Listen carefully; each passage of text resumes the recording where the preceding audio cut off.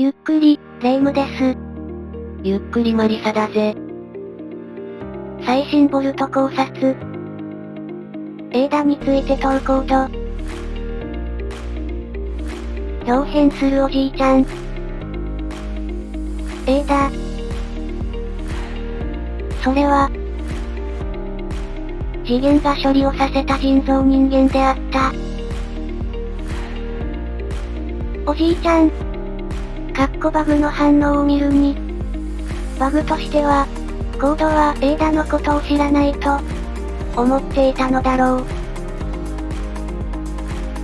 う。もしくは、コードとエーダに面識があるのは、知っているが、まだ、死んでないことを、コードは知らないと思ってたのか。どっちかだね。そして、一体、何を始める気なんだいとコードに問う、バグ。駆け寄るコード。そして、その姿を見せる。エーダ。コードが、この世のすべてを知るもの、と。エーダを言う。ここまでが本邦初公開された、エーダ劇場になります。アマドは、処理されたと、思っていたみたいですが、生きていました。他にも数名、次元を、大きく超える者がいます。その、数名の存在も、気になりますね。今回、初登場の、エーダでしたが、めちゃくちゃ鳥肌。ページの後半に、こんなの持ってくるなんて。もう、存在がすごいです。美しいですね。そして今後、話の、核の存在になりそうです。スーパー考察していきます。スカートらしきものに描かれた、星たち。大筒月を連想させますよね。閉じた瞳。注目してみますと、目を閉じていても、目周りの、線の入り方から見て、非常に大きい目をしていることが伺えます。エーダには、次元を、大きく超える力があることが、わかっています。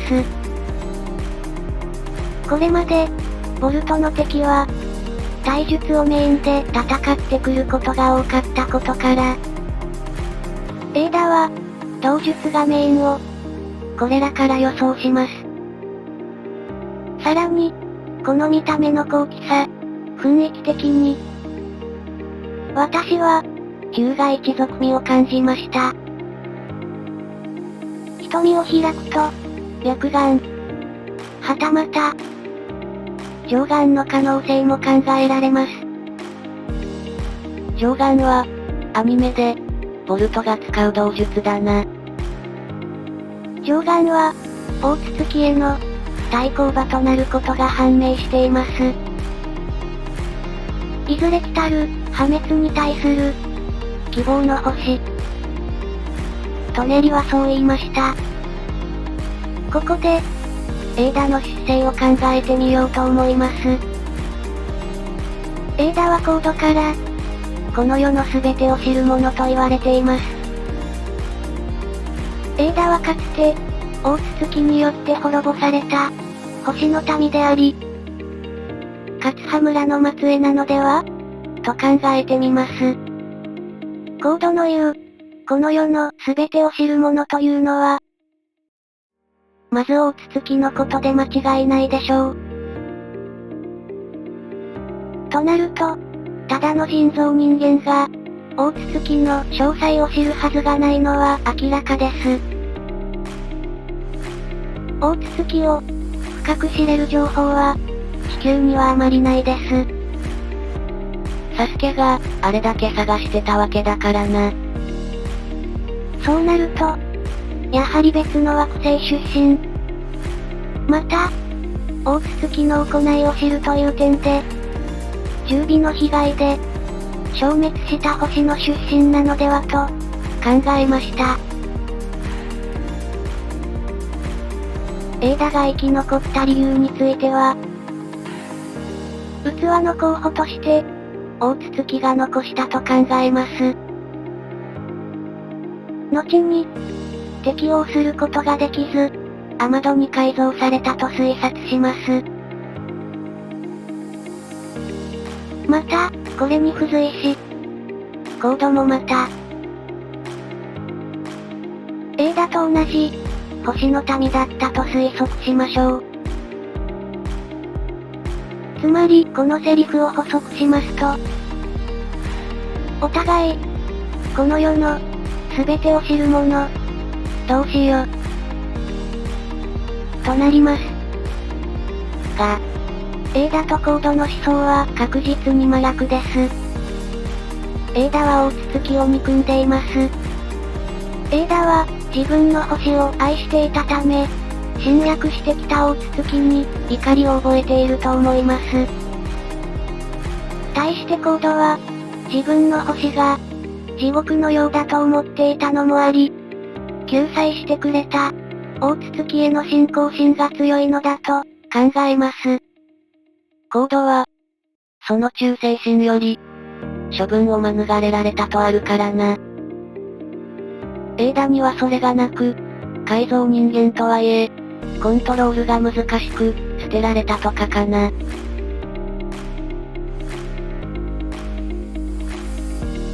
羽村の末裔の予想は、映画、ザラストから取りました。ザラストでは、陸道仙人の弟、羽村の子孫たちが、本家と分家に分かれ、争いを行い、本家は、分家に殺されてしまいました。エーダが、日向の近親者なら、羽村の子孫。特に、日向一族と同じ、羽村本家の血筋だと思うので、この争いの生き残りと考えてみました。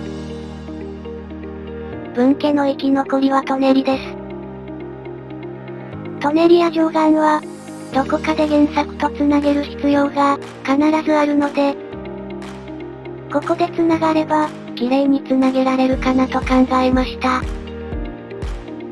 今回のエーダや、他のことも、まだ考察したいことがあるので、それもまた間に合えば、次の話までに出します。ここまで見ていただき、感謝です。失礼いたしました。